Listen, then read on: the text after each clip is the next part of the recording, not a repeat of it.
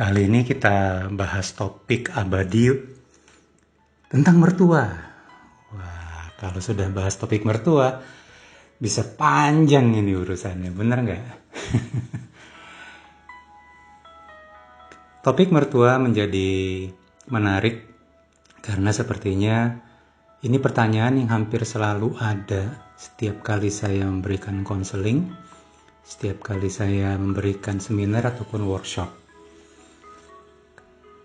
Kalau dapat mertua yang sangat suportif, kalau dapat mertua yang sangat baik hati, dapat mertua yang sangat mau mengerti, Anda mungkin nggak perlu mendengarkan voice note ini, bener nggak?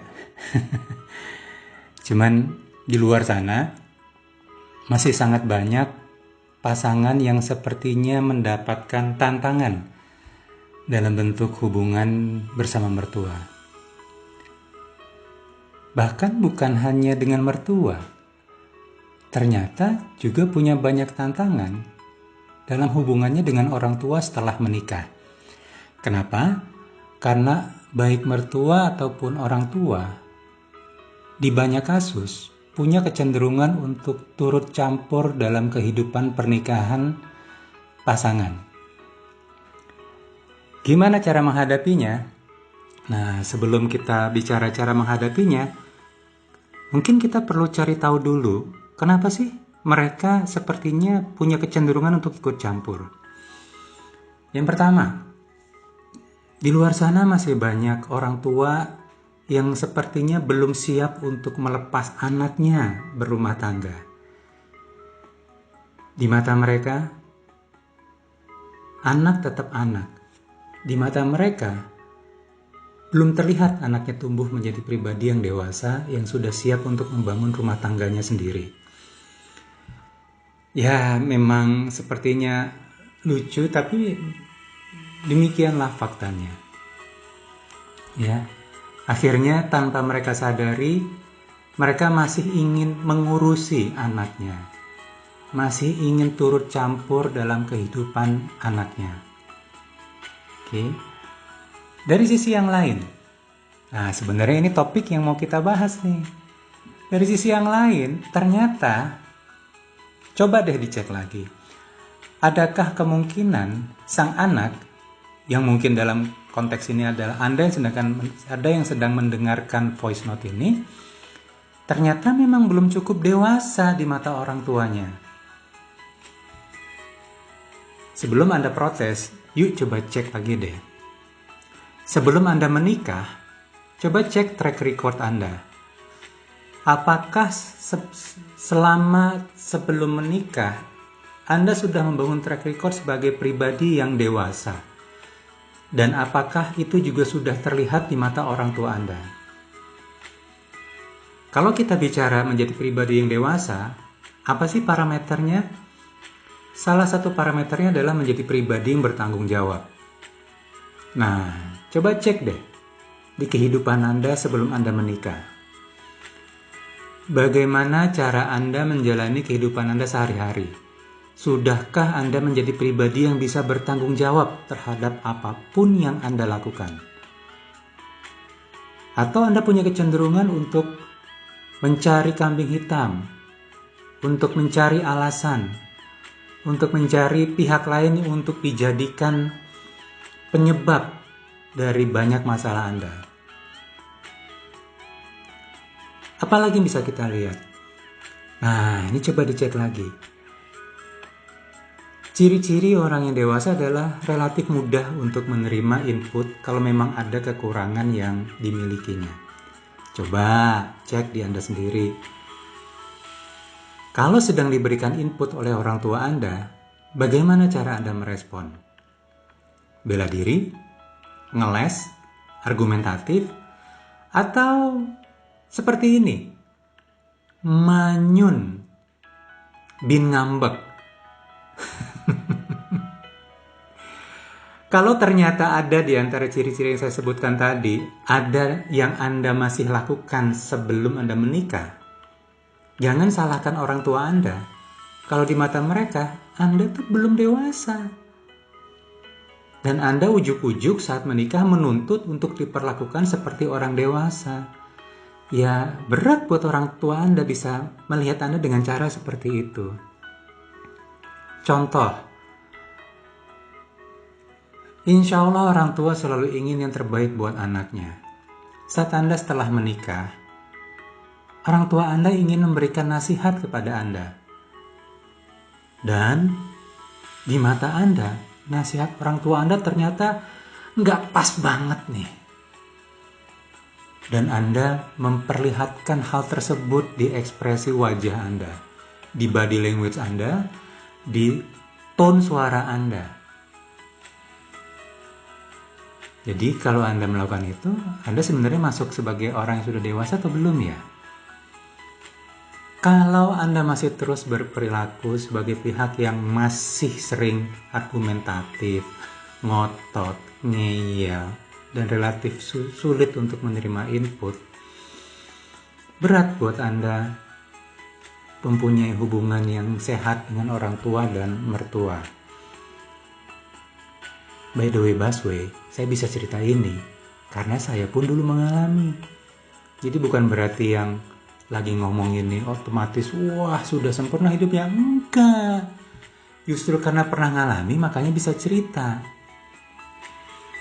Sebagai pasangan muda tentunya kan pasti punya prinsip sendiri, punya pendapat sendiri tentang bagaimana ingin membangun kehidupan pernikahannya bersama pasangan. Nah, ternyata belum tentu ini dipahami oleh orang tua kita. Dan dilalahnya, kita mungkin belum punya cukup kemampuan untuk mengkomunikasikan hal ini kepada orang tua ataupun mertua kita. Oke teman-teman, setelah mendengarkan voice note yang singkat ini, dari 2 poin ini saja, coba perhatikan deh. Mungkinkah ternyata orang tua kita belum siap untuk melepas kita sebagai pribadi yang dewasa?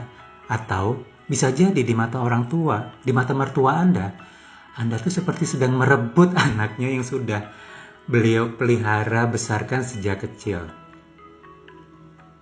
Oke? Kalau benar itu yang terjadi di mata mertua Anda, apa yang perlu dilakukan? Oke? Dan kalau ternyata poin kedua adalah Anda ternyata belum cukup dewasa di mata orang tua Anda, apa yang perlu dilakukan?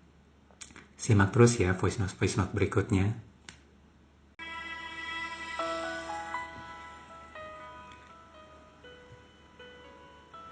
Kita lanjut pembahasannya yuk. Kayaknya topik mertua ini semakin seru untuk kita bahas. Jadi buat teman-teman yang belum mendengarkan voice note tentang mertua, tolong didengarkan voice note yang sebelumnya ya. Oke.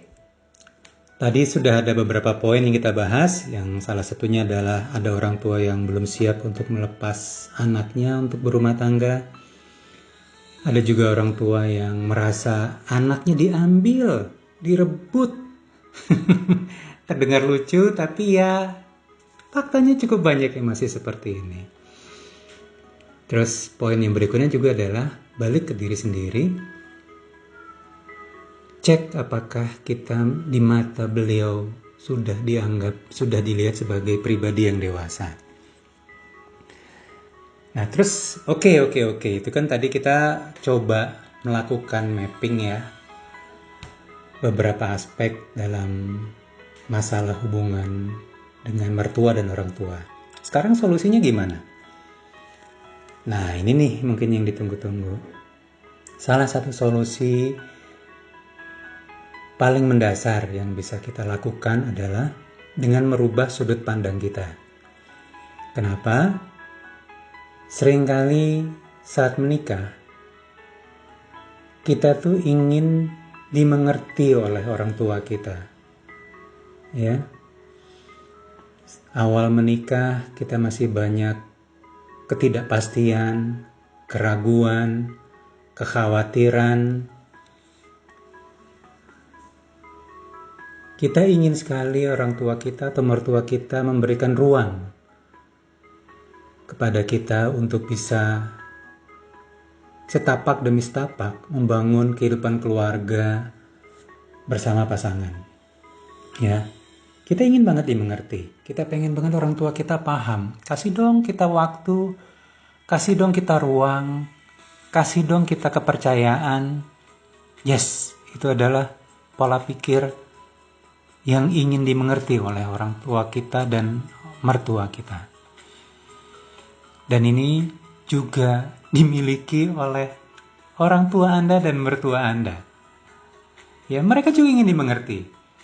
Mereka ingin dimengerti bahwa kami belum siap melepas kalian. Kami masih nganggap kalian anak kami. Kami masih ingin membimbing kalian.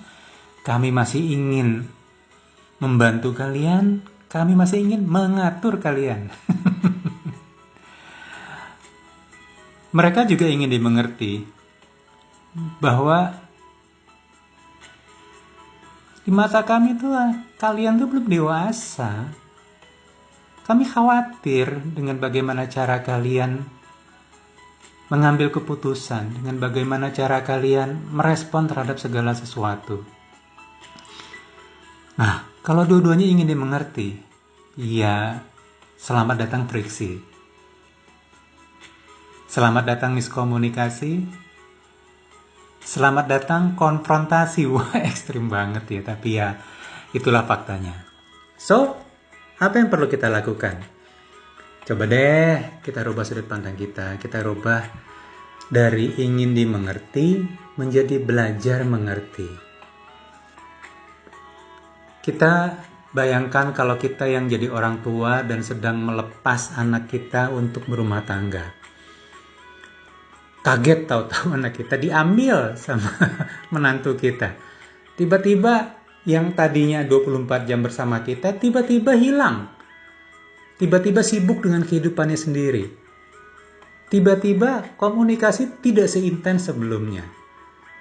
Tiba-tiba perhatian yang biasanya didapatkan 100%, tiba-tiba kok berkurang jauh. Yuk tukeran tempat, gimana rasanya? Belum lagi kalau ternyata mungkin salah satu dari orang tua atau mertua kita sudah single parents, di mana beliau sangat bergantung kepada kita sebagai anaknya untuk mendapatkan kasih sayang. Oke, ya kalau kita breakdown sesuatu akan sangat panjang, akan sangat banyak cabang-cabang ranting-ranting yang akan kita bahas. Nah, coba kita sekarang fokus pada satu hal dulu. Yuk belajar mengerti apa yang beliau rasakan, apa yang beliau pikirkan. Jadi tugas kita apa? Berusaha menyampaikan pesan kepada orang tua dan mertua kita bahwa, hey, wahai orang tua, wahai mertua, kami tidak mengambil anak Anda loh. Anda tidak kehilangan anak, bahkan nambah anak. Ya. Dan ini sungguh sebuah tantangan bagi teman-teman yang mungkin termasuk dalam kategori introvert. Termasuk dalam kategori yang tidak mudah bersosialisasi, termasuk dalam kategori yang cenderung tertutup, cenderung menarik diri. PR buat Anda.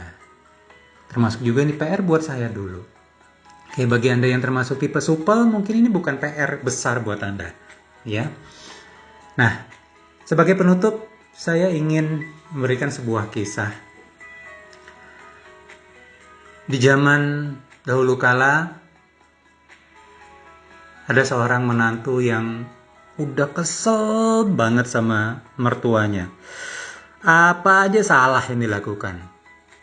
Bikin makanan, dikritik. Ngerapin rumah, ada aja yang kurang. Berusaha tersenyum, tetap aja tidak dapat respon seperti yang diharapkan. Pokoknya apapun dilakukan salah deh pokoknya di mata mertua. Saking sebelnya, si menantu ini akhirnya mendatangi seorang tabib dan berharap bisa mendapatkan solusi. Dia datang kepada tabib dan dia curhat sambil nangis lah, sambil mewek-mewek. Terus terakhir tabibnya tanya, oke. Terus yang kamu harapkan dari saya apa? Wahai tabib, tolong berikan saya racun untuk membunuh mertua saya. Kaget si tabib mendengar apa yang diminta oleh sang menantu tersebut. Nah, cuman si tabib ini cukup bijak. Akhirnya dia bicara seperti ini. Oke, saya akan berikan racun, tapi saya tidak akan memberikan racun yang sekali diminum langsung mati mertuanya. Saya akan berikan racun yang bertahap selama 30 hari. Dan syaratnya adalah kamu sendiri yang memberikan racun tersebut kepada mertua kamu. Kamu teteskan ini di tiap makanan dan minuman yang kamu siapkan buat mertua kamu. Dan syaratnya lagi, saat kamu menyiapkan ini, menghidangkannya, kamu perlu tampil ramah, baik hati, tersenyum. Kalaupun dikritik, kamu tidak marah. Kalaupun dikritik, kamu tidak bete. Kalaupun dikritik, kamu tidak memberikan reaksi yang keras. Oke? Kalau kamu berani, komitmen, ini akan saya berikan. Siap, kata si menantu. Kan yang penting mertuanya mati.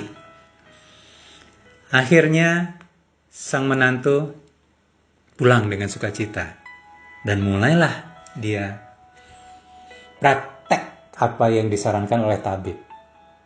Hari pertama dia hidangkan makanan minuman seperti biasa, dikritik, dicaci, dicela. Tapi karena udah dapat wanti-wanti dari sang tabib, ya akhirnya sang menantu tersenyum. Hari kedua, terulang lagi kisah tersebut. Dan sang menantu tetap tersenyum. Tidak membalas, tidak nunjukin muka bete, tidak nunjukin perasaan kesal. Hari ketiga, hari keempat, hari kelima, lama-lama ada yang aneh dirasakan oleh sang menantu. Ada yang berubah dari sikap sang mertua. Tidak sekeras biasanya kritikannya. Tidak setajam dulu caciannya. Tapi ya tetap dilakukan.